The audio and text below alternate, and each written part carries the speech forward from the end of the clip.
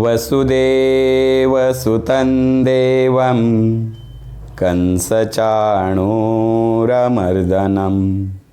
देवकी परमानन्दं कृष्णान् वन्दे धर्मसागर।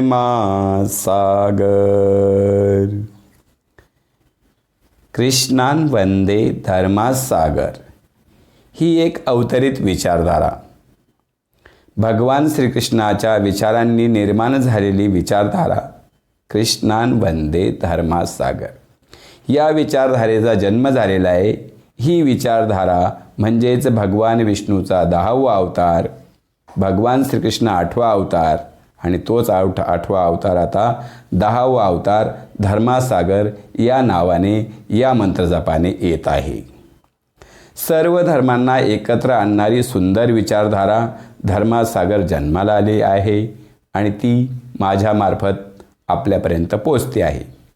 आता माझी ओळख, मी एक सामान्य व्यक्ती, परंतु कृष्ण भक्तीने आपण ज्याला म्हणतो ना प्रेरित झालेलो किंवा कृष्णासाठी सर्वस्व अर्पण केलेलं अशी एक सामान्य व्यक्ती। कृष्ण माझी माता, कृष्ण माझे पिता, बहीण बंधू चुलता कृष्ण माझा, कृष्ण माझे गुरु, कृष्ण माझे तारू, उतरी पैल पारू कृष्ण माझा। असा जो कृष्ण आहे तो आपल्याला विश्वापर्यंत न्यायचा आहे। थोडक्यात भगवान श्रीकृष्णाने सांगितलेली गीता जगापर्यंत पोचवायची आहे आणि ते काम जसं माझ्याकडे आलेलं आहे। माझं नाव श्री गोविंदा नामदेवजी देशमान। एक भगवत कार्यासाठी आजपर्यंत भगवंतानी अनेक वेळा अवतार घेतले तरीही धर्माचं कार्य कंप्लीट झालेलं नाही आहे आणि ते कल्की अवतारात कंप्लीट होणार आहे। आणि कल्की अवतार काय तर कल्की अवतार धर्मसागर हा अवतार काय करणारे, सर्व धर्मांना एकत्र आणणारे। न हिंदू बनेगा न मुसलमान बनेगा, इंसान की औलाद है इंसान बनेगा।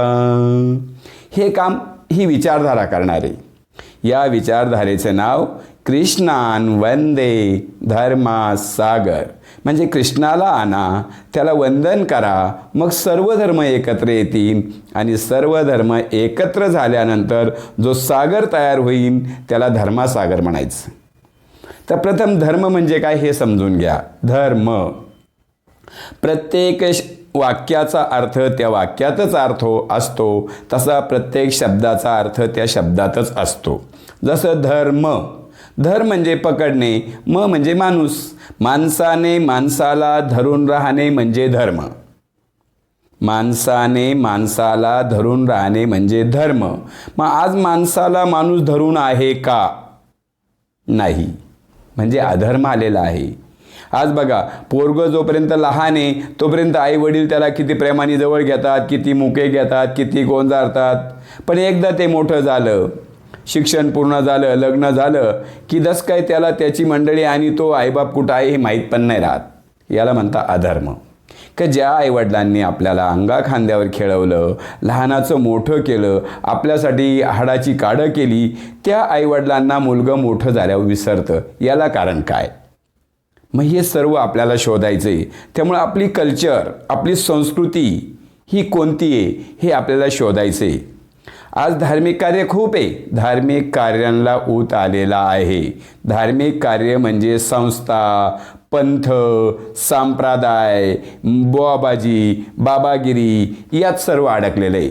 आणि यालाच आपण म्हणतो यदा यदा हि धर्मस्य ग्लानिर्भवति भारत अभ्युत्थानम् अधर्मस्य तदात्मानं सृजाम्यहम्। अशी परिस्थिती झाल्यावर भगवंत म्हणतो मला यावं लागतं, मी येतो। पण भगवंत कधी येतात? भगवंत म्हणजे श्रीकृष्ण, भगवंत म्हणजे गोविंदा, भगवंत म्हणजे हरी। त्याला असे शेकडो नावं आहे, हजारो नावं आहे आपल्याला माहिती। त्यातील आपण आता हे 10व्या अवतारातलं नाव म्हणजे धर्मसागर, सर्व धर्मांना एकत्र आणणारी सुंदर विचारधारा. आणि त्या विचारधारेचं नाव धर्मासागर. आणि धर्मासागर म्हणजे भगवंताचा अवतार, मार्गदर्शन करणारी व्यक्ती कोणीही असो त्याला धर्मासागर म्हणायला हरकत नाही. जसं कुठलाही कीर्तनकार म्हणजे महाराज, कुठलाही प्रवचनकार म्हणजे महाराज, कुठलाही बाबा म्हणजे महाराज. वास्तविक महाराज ही तर राजांची पदवी आहे, पण लोकांनी ती संतांना दिली असेल. तसं आता धर्माचं काम करणारा जो निघेल त्याला आपण धर्मासागर म्हणू. मग धर्मासागर कोणाचं काम करणार आहे? कृष्णाचं काम करणार आहे. मग कृष्णाचं काम करत असताना कृष्णाचे बरेचसे मंत्र आहे, त्यातली काही मंत्रांचा जप होणार आहे. आणि हेच आपल्या विचारधारेचं मूळ आहे. ते आपल्याला हरिपाठातून संत ज्ञानदेवांनी सांगितलं. आणि ते मूळ आहे नाम मंत्र जप कोटी जाईल पाप.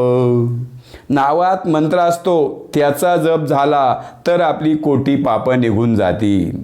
आता तुम्हाला प्रश्न पडला असेल कोटी पापं म्हणजे काय? आता कोटी म्हणजे करोड नाही.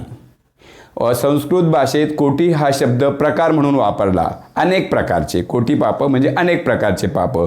जसं आपण म्हणतो अनंत कोटी ब्रह्मांड नायक, याचा अर्थ अनेक प्रकारचे ब्रह्मांड ज्याने निर्माण केले तो कोटी म्हणजे प्रकार, कोटी म्हणजे करोड नाही. अशा विचारधारेचा जो जन्म झालेला आहे त्याला आपण धर्मासागर म्हणायचे. या विचारधारेत संपूर्ण सायंटिफिक विचारधारा आहे. ही विचारधारा कशी आहे? संपूर्ण सायंटिफिक. जैसे विज्ञान ने भगवान को ढूंढ ही लिया, या विचारधारेचं पुन्हा एक वैशिष्ट्य अंधश्रद्धा मुक्त, व्यक्तिपूजा बंद, म्हणजेच यशस्वी जीवन. हे या विचारधारेचं मूळ आहे. का अंधश्रद्धा असेल तर आपण पुढे येऊ शकत नाही. देव आहे पण कुठे आहे? God is with me. देव माझ्याबरोबर आहे. God is with you. देव तुमच्याबरोबर आहे. मग जर देव माझ्याही बरोबर आहे, तुमच्याही बरोबर आहे, मग हा बाबा देव आहे, तो बाबा देव आहे, हा महाराज असा आहे, तो महाराज, ही चर्चा करायची आपल्याला काय गरज आहे? जर देव आपल्याला माहिती आहे, कृष्णच तू स्वयं भगवान टोटल विश्वानी मान्य केलं आहे. आणि त्या कृष्णाचा प्रचार करण्यासाठी इस्कॉन किती धावपळ करते. पांडुरंग शास्त्री आठवले यांनी किती प्रयत्न केले.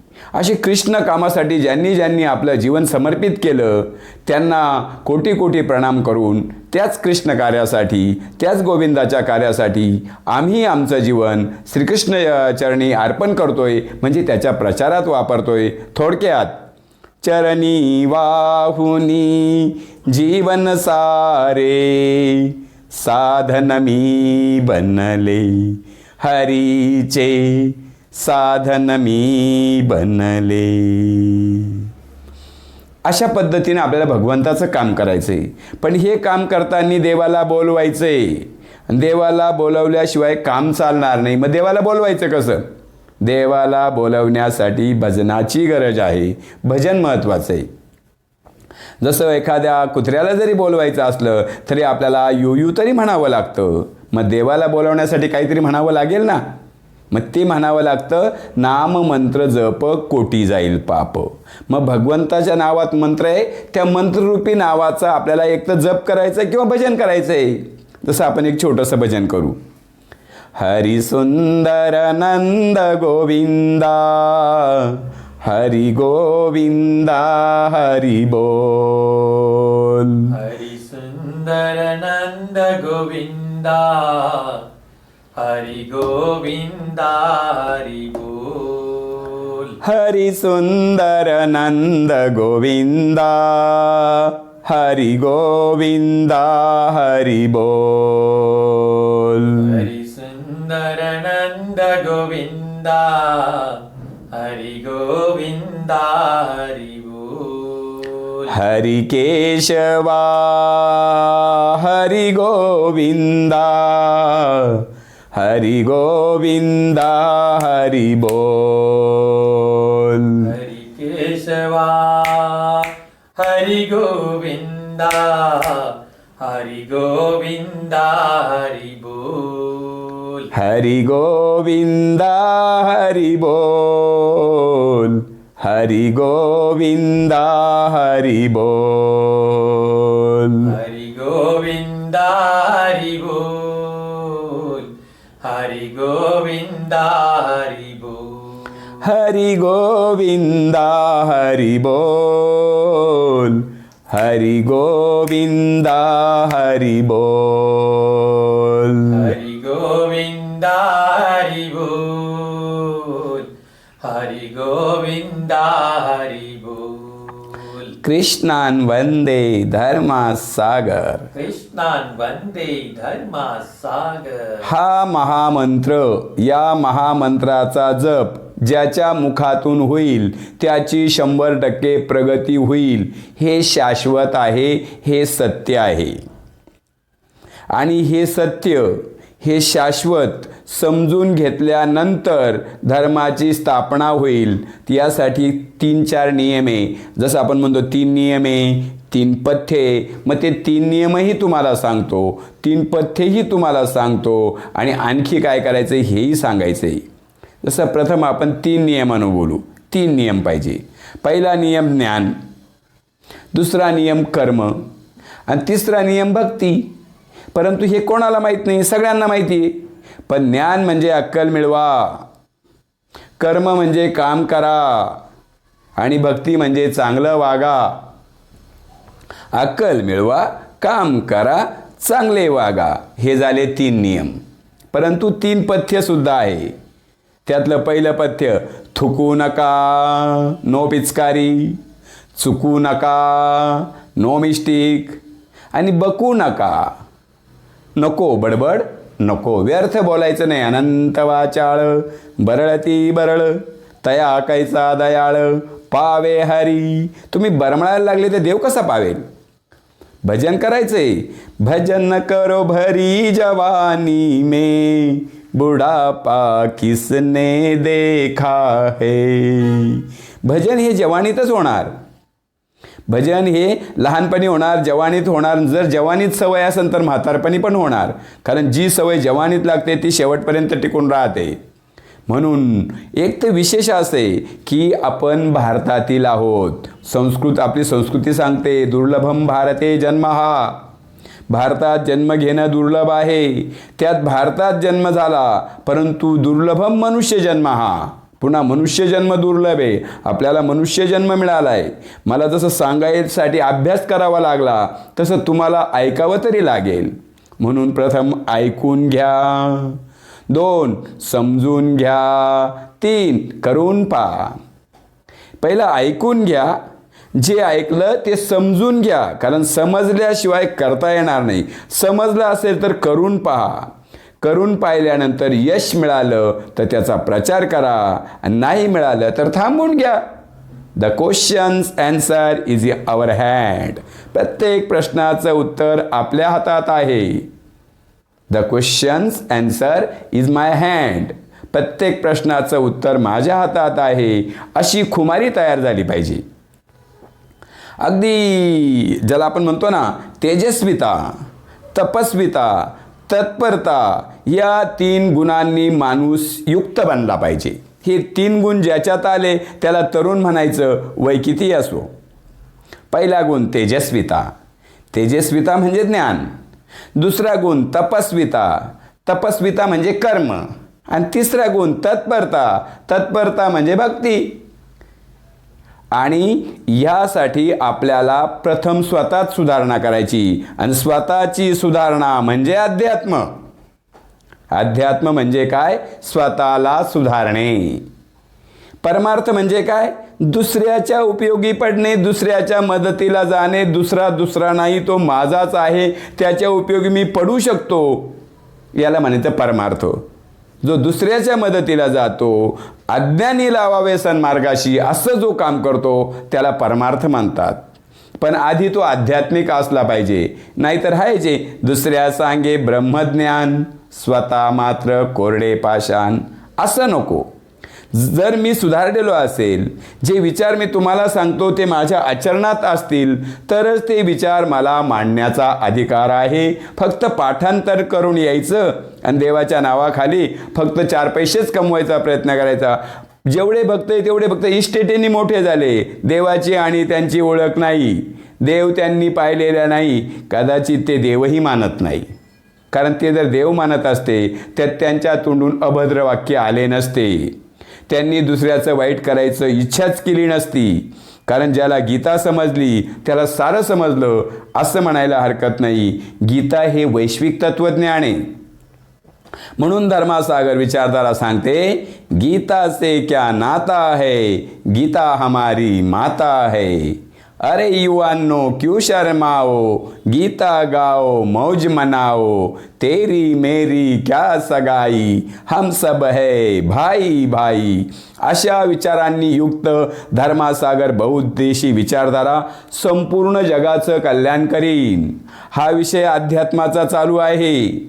आपलं सूत्र आहे, अध्यात्म अधिक विज्ञान बरोबर परिपूर्ण मानवी जीवन. अजून आपल्याला विज्ञानाकडे जायचंय. विज्ञानाला अजून बरंच काही सांगायचंय आणि ह्या विज्ञानाने अध्यात्माचं संशोधन केलेलं आहे आणि तेच हरिपाठात सांगितलंय.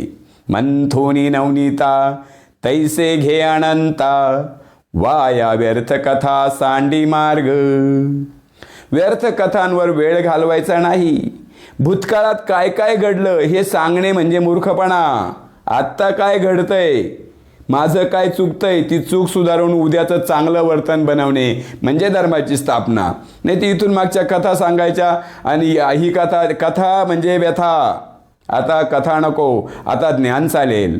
नाही तर द्रौपदी वस्त्रहरण कसं झालं हे बाबांनी किंवा महाराजांनी व्यासपीठावरून सांगणे याच्यापेक्षा मोठा मूर्खपणा कोणता. बरे किती वेळा तेच ऐकायचं.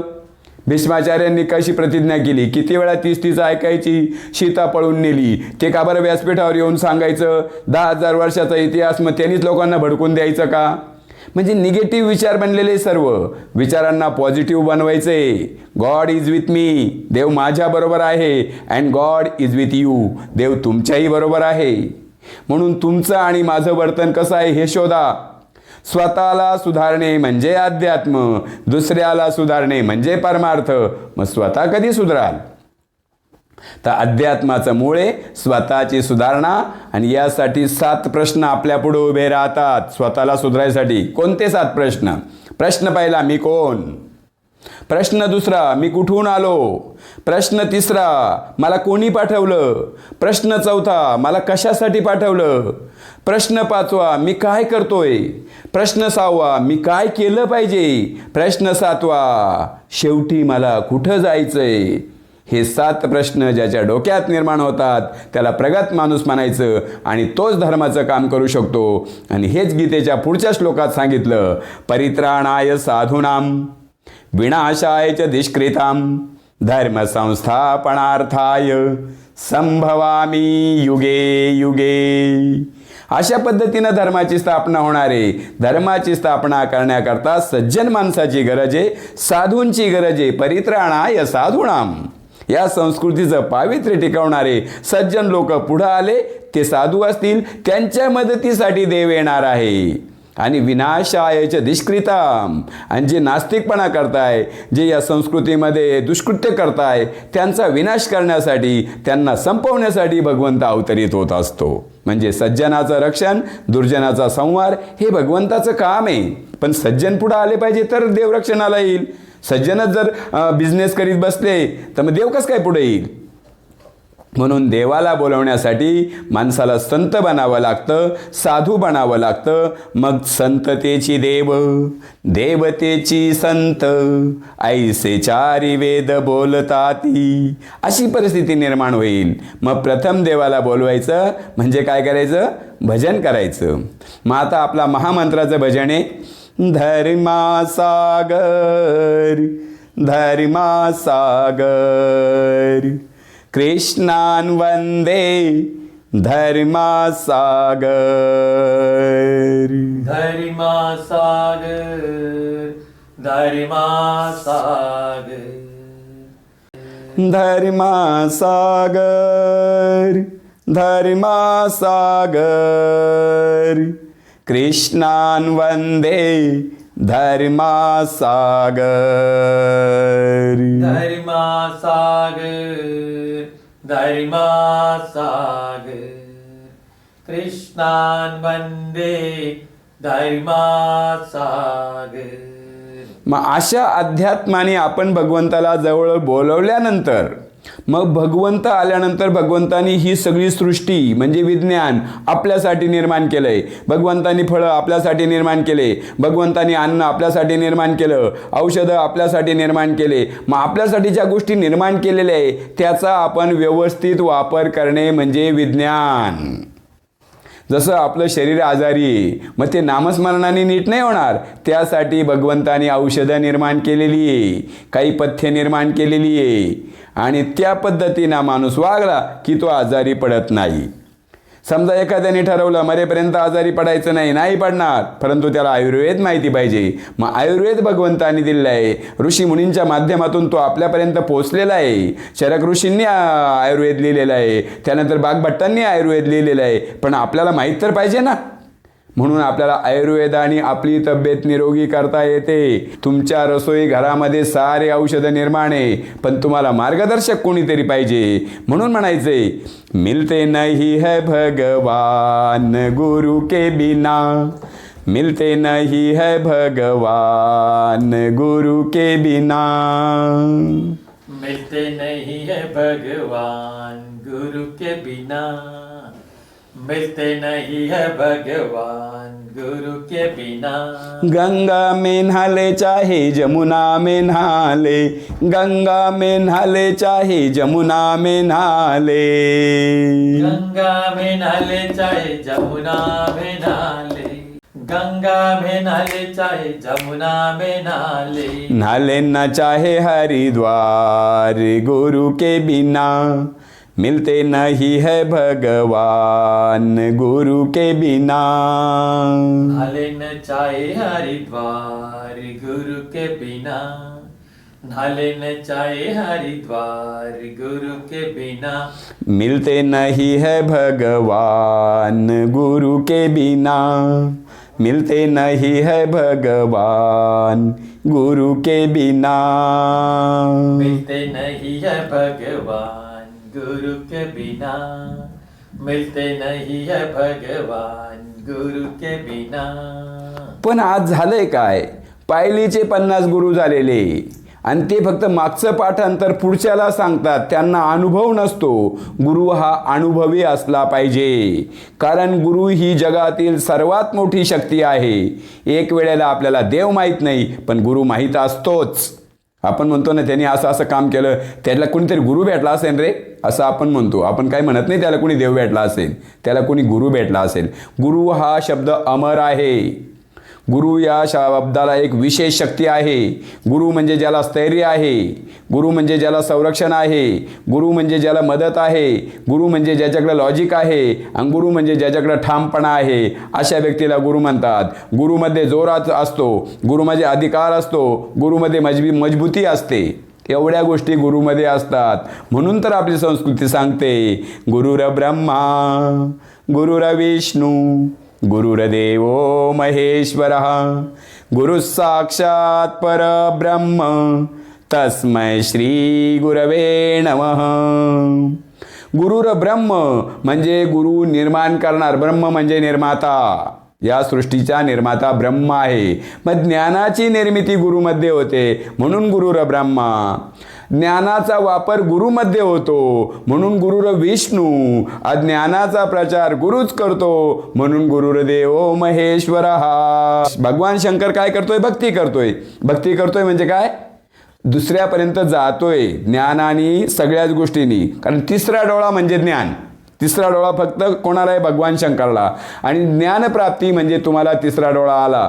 तिसऱ्या डोळ्यासाठी कपाळावर खून करायची गरज नाही. तिसरा डोळा दिसत नाही, पण काम तर तोच करतो. आता मोदी 2 डोळ्यांनी फक्त बघतोय, पण सारे कामं तिसऱ्या डोळ्यांनी करतोय. आता मी सुद्धा दोन्ही डोळ्यांनी फक्त बघतोय, पण सारे कामं तिसऱ्या डोळ्यांनी करतोय. म्हणून त्याला शिवाचा डोळा म्हटलेला आहे. आणि तो डोळा प्राप्त होण्यासाठी कशाची गरज आहे?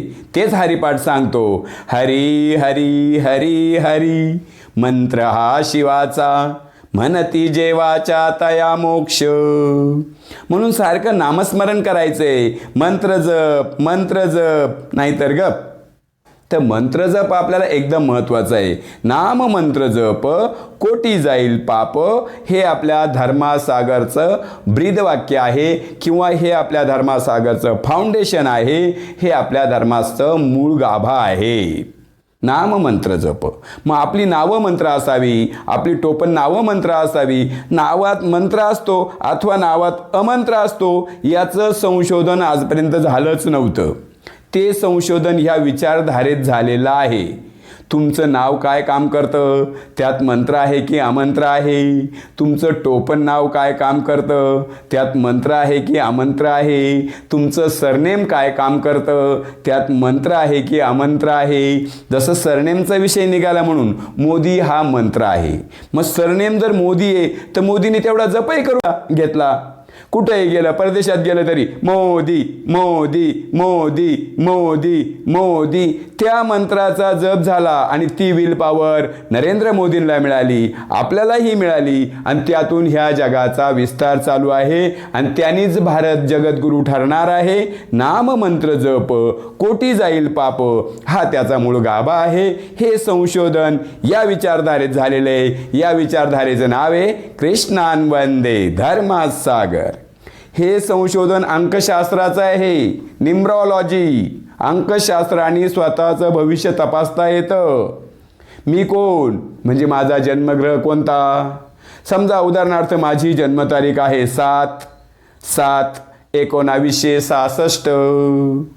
मग 7 भाग्यांकात काय आहे, 7व्या महिन्यात काय आहे, 19 मध्ये काय आहे आणि 66 मध्ये काय आहे आणि ह्या संपूर्ण अंकांची बेरीज काय बनते. जसं 7 + 7 = 14, 19चे 10, 19 म्हणजे 14 आणि 10 24 आणि 66चे 12, 24 आणि 12 36. 36 म्हणजे 6 + 3 किंवा 3 + 6 = 9. 9 हा माझा नशीबांक बनला. 7 हा माझा भाग्यांक आहे. मग भाग्यांक 7 असलेली व्यक्ती काय करू शकते आणि प्रारब्ध अंक 9 असलेली व्यक्ती काय करू शकते. तर प्रारब्ध अंक 9चं वैशिष्ट्य आहे शास्त्र, संशोधन, अध्यापन. या 3 गोष्टीवर त्याचं प्रभुत्व असतं.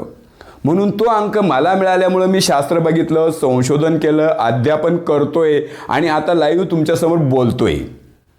तर तुमच्या जन्मतारखेत काय आहे हे तुम्हाला आता तुमच्या मोबाईलवरच ऐकायला मिळेल. मी कुठं प्रत्यक्षात प्रत्येकापर्यंत जाणार आहे.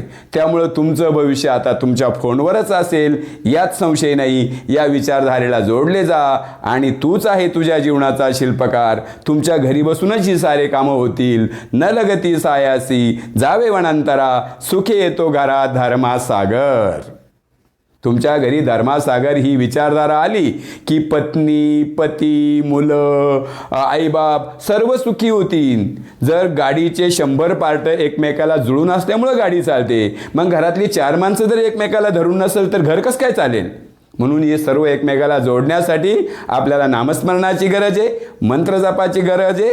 कृष्णान वंदे धर्मसागर गाएंगे, नया जमाना लाएंगे. त्यासाठी आपल्याला मानसशास्त्र महत्त्वाचं आहे, ते अध्यात्माने नीट होतं. शरीरशास्त्र महत्त्वाचं आहे, ते आयुर्वेदाने नीट होतं. आणि अर्थशास्त्र महत्त्वाचं आहे, ते अंकशास्त्राने नीट होतं. म्हणजे तिन्ही गोष्टी आपल्याला शोधता येतात. तिन्ही गोष्टी आपण वर्चस्व गाजू शकतो आणि तूच आहे तुझ्या जीवनाचा शिल्पकार हे सिद्ध करू शकतो. God is with me and God is with you.